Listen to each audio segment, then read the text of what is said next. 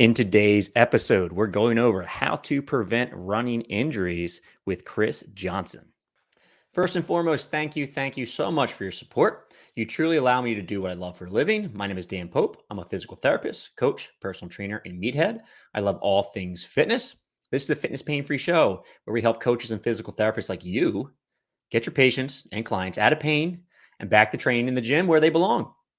If you're watching this on YouTube, help me out by hitting that like button, comment, and subscribe to the channel. If you're listening to this via podcast, leave me a positive rating and review. It helps a ton. Thanks, and let's get rolling. If you want to support me that extra step further, consider subscribing to Fitness Pain Free Insiders. It's a comprehensive educational resource and toolkit for the fitness and rehab professional. Think Netflix, but for trainers and physical therapists. People ask me all the time, what's the next step I can take with you, Dan, to learn more? Well, this is it. It is premier content from myself. I've been making this for the past 5+ years or so. We've got 100+ webinars, ebooks, complete guides. I update this once a month. Like I said, you have access to a private Facebook group. Have all your questions answered by me.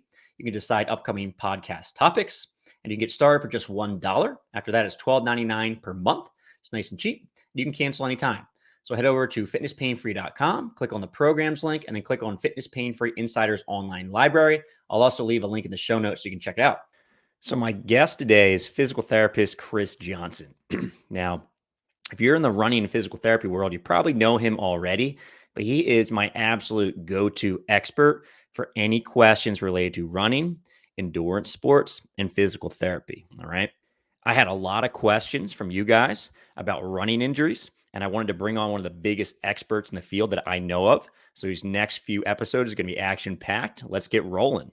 Mr. Chris Johnson, how are you doing today? I'm doing well. As we were talking a little bit before the call, just on the tail end of fighting something, but maybe I tip the scales in life between just family, entrepreneurial endeavors, training, or I just picked up something, and I think that's probably what the case was. But yeah, I'm just still waiting for summer to hit in Seattle. It's been like 50, 60 degrees out here. It's brutal, man. Yeah, it's funny. New England might have you beat a little bit. We're getting warmer, It's still cool Yeah. at nighttime, which is nice, but pretty soon we'll hit those super hot, humid days, and then nights are terrible as well. So, yeah, I guess we're already kind of there. It's been nice. It's not terrible yet, but this is probably my favorite weather of the year, at least in Boston area. So, You just funny. crave sunshine and warmth because Seattle is just typically damp and wet through most of the year, which makes, when the flowers come out and the trees bloom, it makes it incredible. I mean, you feel like you're in paradise, but yeah, then we're back to the doldrums of, gray and winter's too fast. Yeah, sorry. Well, guys, I think you know who Chris Johnson is, and he is my go-to physical therapist for any question I have that's running related, but also endurance sports. We talk a lot about triathlon training, cycling. Quick little story about Chris before we get going. Chris has always been great with giving up his time to help me. One time I had a question about hip scope surgeries, right? And after someone has a hip scope surgery, you're trying to preserve the long-term health of the joint. And I had a lot of triathlon competitors at the time, a lot of runners. And the thought was, can I continue running? Can I continue cycling? Am I going to be, getting a hip replacement in 5 years? So I was like, you know what? I'll talk to Chris. He's my go-to guy. Chris picks up the phone. He's commuting on his bike from work to home. I'm like, Chris, you can call me back some other time. He's like, nah, man, no problem. And you answered all my questions on the ride. So I love telling that story. It just shows you, how willing you are to help me over the course of time. So, I really thank you for being on the show. That's amazing. And thank you for all your help in the community. You've been very influential for me as a physical therapist. And I really think the listeners can get a lot out of this today. Well, your inner circle, brother. That's why I picked up the call. And, I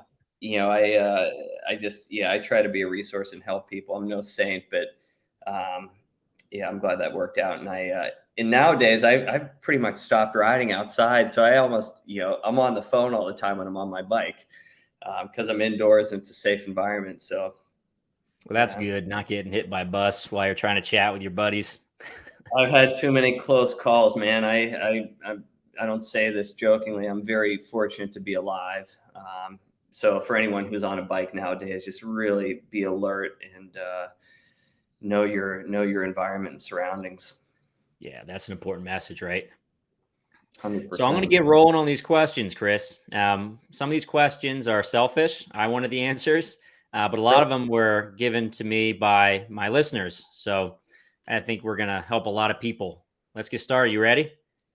I'm ready. All right. So kind of a broad starting question, but what are the most common injuries you end up seeing?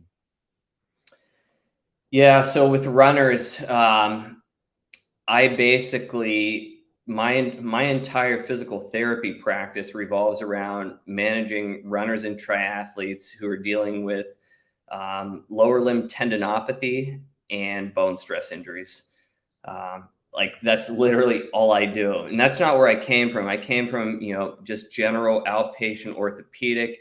I spent the first decade of my life probably very similar to like Mike and Lenny, where I was seeing a lot of people following complex surgical procedures, and then over time, especially once I got out of New York and relocated to Seattle, I'm primarily managing people through a conservative approach. And my whole practice is endurance athletes these days. Yeah, you did some research in the shoulder too, right? That was kind of Yeah, man. people don't I've know been that through about you, I don't that. think. I have, two clavicle fractures.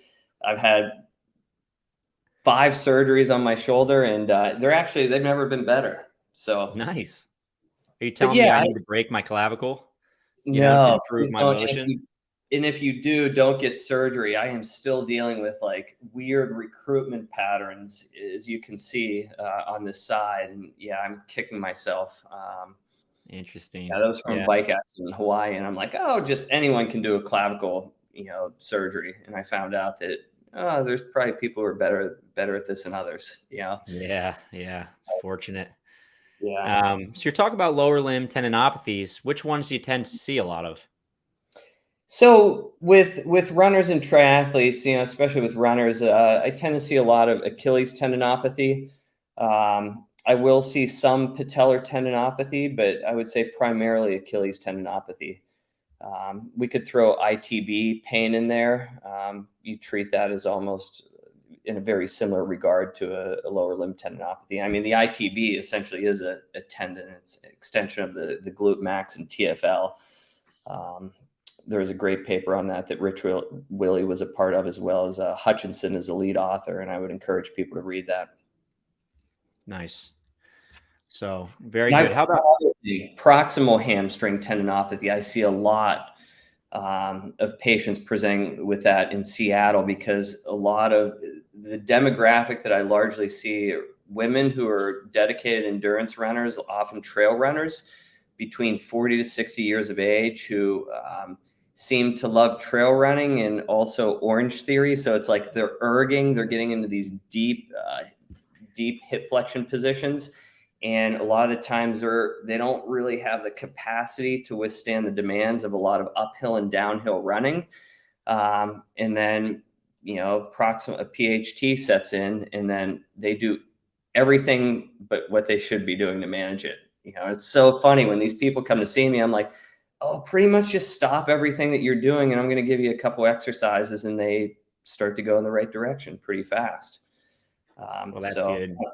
yeah, such a game Seems of like that's addition by subtraction. yeah. That seems like that's a kind of a theme you were hinting at a little bit earlier when we were chatting before we recorded, is that we tend to overcomplicate things a bit, maybe from a rehab perspective, and then people get confused. They're not sure what they should do to run well, but also rehabilitation. It kind of gets me to my next question a little bit. A lot of good topics to delve into, but how Mhm. would you say you prevent some of these injuries, right? I know there's a lot of strategies out there, but there's also, I think, a lot of confusion. So people think they need to change the way they run, like their running technique is off, right? Some people look into programming, right? Still others think that they eat the wrong diet. I mean, there's all sorts of ideas out there how you prevent these injuries, stretching. What do you think are the lowest hanging fruit for people? Yeah, and I do think there is such confusion, and it's not getting any better. So I think the main thing is consistency in moderation all day, every day. So what I mean by that is most people, and again, you have to sort of say, who are we dealing with? Where are they coming from? Is this someone who is coming off of injury? Are they looking to plug back into running after an extended layoff? Are they running for health and wellness? Or are they looking to tackle their first race or set a PR? And I think it's really important to have clarity on that. But I think for most people, let's just say I've seen sleep get disrupted, and I've seen people adopt some strange fueling strategies since a pandemic has set in, especially with a lot of these high schoolers, which unfortunately seems to put them at risk for a bone stress injury. And we can talk about that in a little bit more detail because I think it would be helpful for the audience. But I think if people prioritize sleep, they fueled appropriately for the performance demands of their daily routine, and then exercise on top of that.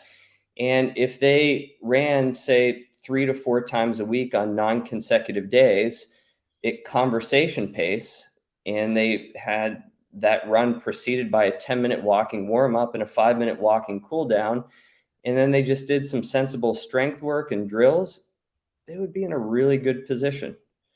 Um, Yeah.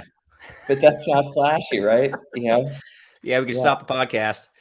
yeah. I No, you no, think you did a no really good splash. job, answer my question there. But generally speaking, consistency is important. So 3 to 4 times a week. If you can do it on non-consecutive days, I imagine that has to do with recovery, just making sure you're not doing too much back to back, giving yourself a little bit of time, being Mhm. sensible about your warm ups and cool downs, which it doesn't have to be anything too fancy besides a little bit of a walking warm up, walking cool down. Doing this in moderation. So I imagine not doing 175 miles a week, right? Being careful about how much. For the average runner who is running 3 to 4 miles a week, from a health perspective, is there a total mileage you would recommend? Or I guess it depends on how fast you're going too, but anything you shoot for goals? No, I mean, you can look at, if someone's looking to qualify for Boston, I mean, a lot of these people, will land, say, somewhere in like the mid 40s. Um, we're obviously talking about non elites, but, I think the main thing is when you go to, initiate a running program, to prove tolerance to it, before you start worrying about, ramping up your mileage or your volume, or, getting carried away with interval work. Prove tolerance to just running at conversation pace 3 to 4 days a week. And then from there, you can start to nudge a little bit. I talk a lot about, when I teach, the acronym FDI, which is frequency, duration, intensity. You know, and I think if people approach things in that manner, that they're probably going to stay on the right side of the fence, from an injury standpoint. And I also Great. think we need to be careful of, like, pain and injury not synonymous. I think a lot of the times runners are dealing with pain, niggles, and I think it's really important, unless there is, a true injury there. Like if someone has a stress fracture, a bone stress injury, I use the verbiage and the descriptors that the runner uses, unless I know that there's something going on that they're in denial about. So if someone's like, yeah, I'm dealing with this niggle, I'm like, tell me a little bit more about this niggle. When did it set in? What are you instinctively doing to address it? You know, um, and I think that's really important, the language that people are using. Yeah, that is kind of interesting. It brings up this kind of point, like maybe having some soreness. I've definitely found this as I aged, maybe I'm still not doing things appropriately from a training perspective, but you get things that bug you from time to time, right? Maybe Mhm. bug is that right word. And maybe you don't classify it as an injury, but you're talking about that kind of hamstring pain. Myself and one of my coworkers, Kevin, right now, who likes you a lot, by the way, we both have hamstring injuries that just kind of, it gets bad when the mileage gets heavy. When you're pushing for a competition, it gets a little worse, and otherwise it's manageable and you don't think about it too much. Um, do we try to address it with our training, and are we sensible? Yeah. There's something that's sometimes in the background. Sometimes it's better, sometimes it's worse. feel the same thing about my Achilles tendon, sometimes a little sore when I wake up, but largely I'm able to train, not getting majorly hurt. I feel like my health is good, and maybe that's okay, you know? Yeah, for sure. And I think that one of the other things, I mean, in your particular case is looking at what can you do in terms of like tissue protective sessions.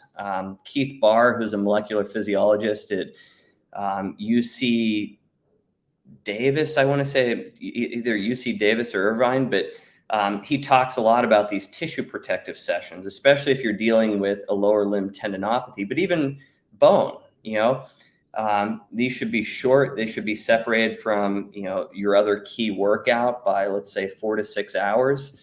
Um, and I think those are really important, especially as a master level athlete, really any athlete, but um, I think that that's helpful to consider in your particular case. But Great. I have a lot more questions. I don't have a good lens into your situation, so I have to be careful sitting Yeah, here no trying. worries. Yeah. This doesn't have to be all about me, but that's a great point. So, as we kind of age, we gather some injuries, right? Maybe our accessory work in our strength and conditioning program emphasizes the hamstring or the Achilles or whichever area is having a hard time dealing with the stresses of running. Is that kind of what you're talking about? Yeah, and I mean, I think that, tendons and the tenocyte, which is a fundamental cell to a tendon, that's what it responds to, you know. And I found that, through my own training, that these tissue protective sessions, and it was very interesting to hear Keith Barr, discuss this because this is what I've defaulted to doing before I even got exposed to his explanation of how to handle those sessions. Um, so yeah, I mean, I generally will train twice a day. I may bike or run in the morning, and then in the afternoon do some drills. But it's not like I'm not in the gym for an hour. I'm doing something for maybe 15 to 20 minutes, That's and great. those seem to really keep me. They seem to keep me in a good state and allow me to continue to push from an athletic standpoint. Great. And I don't want to go too far from the initial question, so I want to circle back to that. But Yeah. is there a reason by the 4 to 6 hours removed from the main training session? Yeah. So I mean, again, if you look at bone and tendon, it's sort of, we know bone saturates after. You'll hear people say 40 to 50 contractions. So and then it resets where it becomes responsive to load. So I mean, this is the importance of understanding the literature on this stuff. So you know how to stagger these workouts. When we had talked about 3 to 4 times per week of running, well, essentially it's running on non-consecutive days. Well, if you understand how type 1 collagen synthesis behaves, that's where that recommendation comes from. You know, Obviously someone who's, higher level of training, more elite, yeah, maybe they respond a little bit faster. But we want to apply the science to this stuff. And even though the recommendations are very simple, they're simple as a function of understanding the science, you know. So Great. So some of those adaptations, they take a while to occur. So we're just trying to base our training principles around those adaptation windows, essentially. Is that what you're saying? 100%. Okay, awesome. I really like what you said earlier. And one of the things I hear a lot, and it kind of stuck out, and I believe you were the one who had said this first, is kind of that volume over intensity, Hmm. right? So building that tolerance first before you start going fast. So more of Hmm. that, and I guess it's more of like a aerobic threshold training or conversational kind of running, right? Or intensity.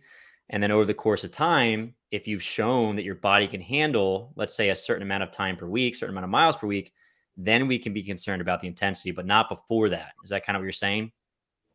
Yeah, I mean, it's just saying basically, the lion's share of your work should be at conversation pace, or So if we go off of the 3 zone model, all right, it's basically and I'm going to pull rating of perceived exertion into the mix here. So 0 to 4, all right, and I put out I've created a really simple infographic on this. So 0, standing still, okay. 1, think of a walk with a grandparent. All right.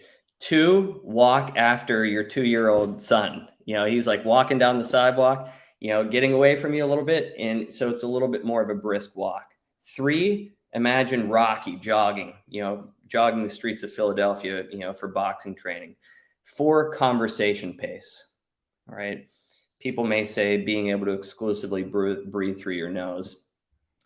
So that would be anything 4 or less would be zone 1. Zone 2 would be 5, 6, where you're getting into tempo efforts. And then 7 would be intervals. 8 would be strides. 9 would be near max. 10 would be an all-out sprint. Okay. So 0 to 4, well, let's just really say 3 and 4, zone 1, 5, 6, zone 2, 7 and above, zone 3. Whether you follow a polarized or pyramidal training approach, the lion's share of your work is going to be done in that 3 to 4 out of 10 range. All right. You're building mitochondrial density. All right. You're building the highways, in terms of getting blood flow to the working musculature. So it's taking like a 2-lane highway and turning it into a 4-lane highway.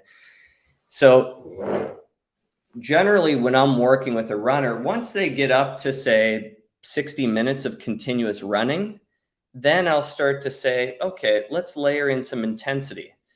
That could be, 10, 15 second strides. That could be some 1-minute intervals. So I want to let them prove tolerance to the conversation pace workloads, bump them up to an hour of running, and then I'll start to layer in some intensity and be conservative with that.